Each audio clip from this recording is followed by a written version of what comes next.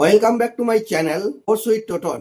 আমি টোটন। আজকে চলে এলাম আইপিএল এর আরেকটি দুর্দান্ত ম্যাচের বিশ্লেষণ নিয়ে। আজকের ম্যাচে মুখোমুখি হতে চলেছে দুইটি জনপ্রিয় দল, মুম্বাই ইন্ডিয়ান্স আর রয়্যাল চ্যালেঞ্জার্স বেঙ্গালুরু। ম্যাচ প্রেডিকশনে যাওয়ার আগে চ্যানেলটি অবশ্যই সাবস্ক্রাইব করে নেবেন। তো চলুন যাওয়া যাক মুম্বাই ইন্ডিয়ান্স টিমের কথায়।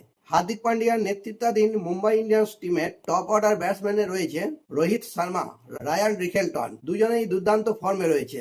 এদের ওপেনিং জুটি টিমকে একটা ভালো রানের স্কোর এনে দিতে পারেন। মিডল অর্ডার ব্যাটসম্যান হিসেবে রয়েছে সূর্যকুমার যাদব, তিলক বর্মা, হার্দিক পান্ডিয়া, নমন ধীর। তবে সূর্যকুমার যাদব খুব একটা ভালো ফর্মে নেই। তিলক বর্মা, নমন ধীর যদি ভালো খেলে দেয় তাহলে মিডল অর্ডারটা একটু টিমের পক্ষে শক্তিশালী হয়।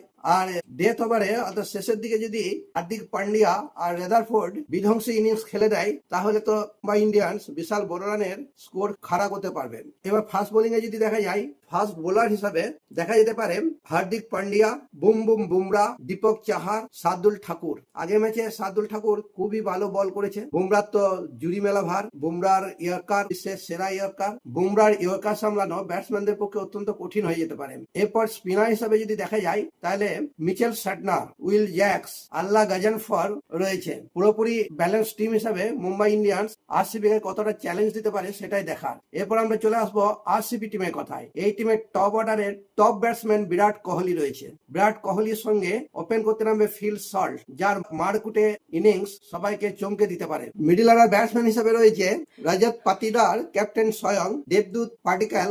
এছাড়াও রয়েছে Hitesh Sharma, Romario Shepherd. Romario শেফার্ডের বিধ্বংসী ইনিংস বিপক্ষ টিমের বোলারকে অত্যন্ত চাপের মধ্যে ফেলে দিতে পারে। এরপর আমরা ফাস্ট বোলার হিসাবে আরসিবি ফাস্ট বোলার হিসাবে দেখতে পাবো হেজেলউড, ডাফি। স্পিনের জাদু দেখাতে আসছেন শ্রেয়স শর্মা, কুণাল পান্ডিয়া। আগের ম্যাচে আমরা কুণাল পান্ডিয়াকে দেখেছি দুর্দান্ত বল করতে। কুণাল পান্ডিয়ার স্পিন সামলাতে ব্যাটসম্যানরা অত্যন্ত কষ্টের মুখে পড়েছে। তো এই গেল দুটো টিমের বিশ্লেষণ। এরপর আমরা আসবো পিচ রিপোর্টে। মুম্বাইয়ের ওয়াংখেড়ে স্টেডিয়ামে এই ম্যাচ অনুষ্ঠিত হতে চলেছে। এই পিচ ব্যাটারদের পক্ষে স্বর্গ বলে মনে করা হয়। এই পিচে প্রচুর পরিমাণে রান উঠতে পারে।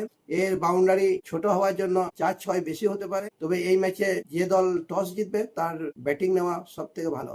এবার আসি ম্যাচ প্রেডিকশন অর্থাৎ ভবিষ্যৎবাণী নিয়ে, কোন দল জিতবে কোন দল হারবে। তবে দুটি ম্যাচের বিশ্লেষণ থেকে দেখা যায় অনেকটাই এগিয়ে রয়েছে মুম্বাই ইন্ডিয়ান্স। আজকের ম্যাচ অবশ্যই মুম্বাই ইন্ডিয়ান্স জিতবে। আপনাদের কি মত, কোন দল জিতবে তা আপনারা কমেন্টে জানান। ধন্যবাদ।